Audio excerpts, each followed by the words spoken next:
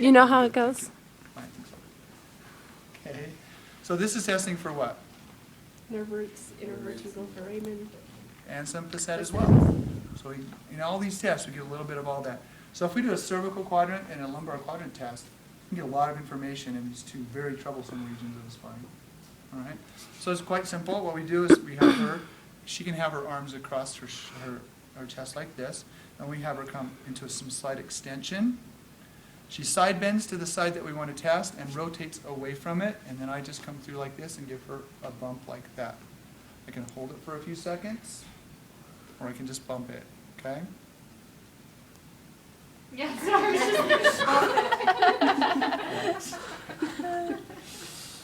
That's it. Positive sign is reproduction of the pain, whether it's localized, which would indicate a facet involvement, or if we get some sort of radicular into the buttock or into the leg.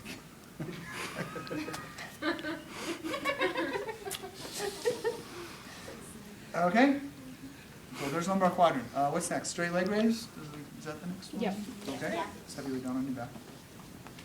We're just going to do a straight leg raise, just a screening. And so we have her lie down like this. This leg, in the book, it shows that I think over the end of the table, which you can do if you want to, but that's only to keep her pelvis down. So as long as this leg is flat down here, we're pretty good. Right? So I bring her up like this. This is a passive maneuver. I bring her into some adduction and internal rotation like this. Knee is straight, and then I flex her hip up like this. And I bring it up pretty far. And the further I go, if there's neural tension, then the more I get tingling or pain. First thing that usually happens is some tingling. Okay? And if I want to make it a little more aggressive, I can do that. But what I'm doing there is stressing gastroc, and then we're stressing this. Kevin's not going to have fun with this no matter what. Anything between here and here that's just localized through there and feels like achy tight, that's hamstring and gastroc or both. Either one or both. Okay? So we just do that until we get a reproduction of her complaints of numbness, tingling, or pain. So that's pretty straightforward. That's how we use that as a screen. And the other positions are for the sural nerve, or the perineal nerve, or the tibial nerve, and those are things that, again, you shouldn't be trying to distinguish, because that's diagnostic. Fair enough? Okay. Gapping and compression, are those the next ones? Mm-hmm. Okay, so this is a test position for both of them if I want it to be. But the compression test, what I'm going to do is if she has complaints of focal pain right back here, or pain in a belt-like distribution like I mentioned in class, I'm going to do this test. So I take my hands like this and cross them, and I tell Cassie that to ignore the pressure in the front and tell me if anything else happens.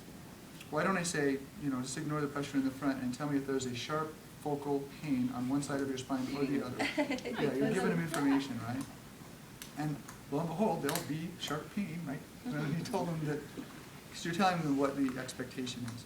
So you leave that be. And that's the way we do this in all these tests. Okay? And what I want you to look for is pain. But we don't even tell them that it reproduces their familiar pain, right?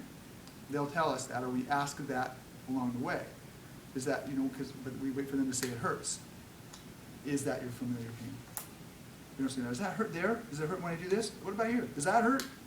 Because then we're saying that that's the expectation. And they will find pain, whether it exists or not, some folks. So be careful of that. Don't feed them the answers. Okay, so she's going to ignore that. All right, you ready? And I just push like that a couple of times. I'm pushing out this way.